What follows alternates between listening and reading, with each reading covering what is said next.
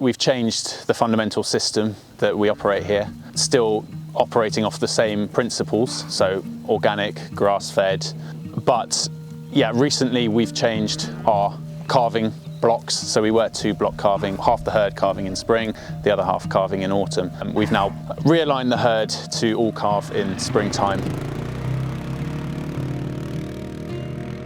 We've streamlined the herd a little bit, so we have cut down numbers, quality over quantity, as it were. It's still early days, but so far we think it's paying off. I mean, we are producing the same amount of milk as the farm was last year with 30 or 40 fewer cows. I think most importantly that the quality of that milk is still high enough for David to use in his cheese. It's been a pretty chaotic few months in that lots to change, lots to do, and we're kind of learning as we go.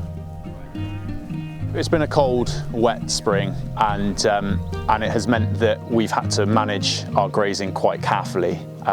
Being 800 feet above sea level, we're a slow-growing, late-growing farm anyway, and so combining that with a lot of rain, putting 200 odd cows out into a field, it can quickly turn into a quagmire. And so we've been, I'd say, riding the edge of the kind of grass availability for the last few months. But I feel now, although it's slightly overcast today with the heat coming in, I think we might well have just got through it. I've been here since July last year, 22. I was up in Preston in Lancashire on a high-yielding Holstein herd. The system that is in place here, I thought I could be an instrumental part of that to progress my knowledge, but also put what I already know into practice here. James has been an absolute revelation for us. We're all quite a young team, so I'm the oldest at 29, so we're farming under 30. And James, even though he's slightly younger than me, has a vast amount of experience. You know, he's been doing this for 10 years. This is, I think, probably the first time that he's really been given the full responsibility of being chief herdsman on a farm like this, and he has really stepped up to the plate.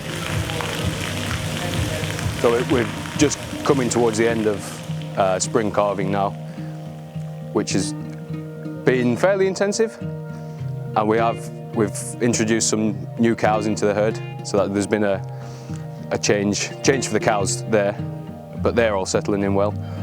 Now the grass is growing, we're trying to get the cows into good condition, ready for bulling, which will be in the next few weeks.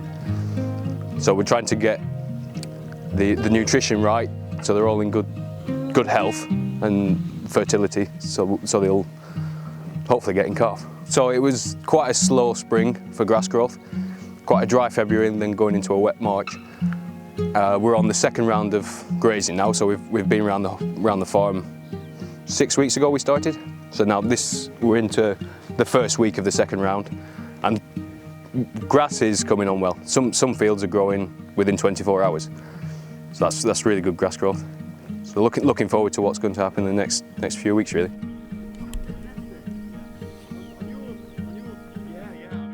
What we're trying to do here at Manor Farm is to make cheeses sensitively in a way which reflects where we are. Should be, oh yeah, definitely a little sort of looser. Kind of, yeah.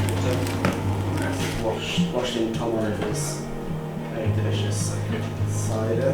God, that is good. To offer those eating our cheese and serving our cheese and selling our cheese the opportunity to taste Manor Farm.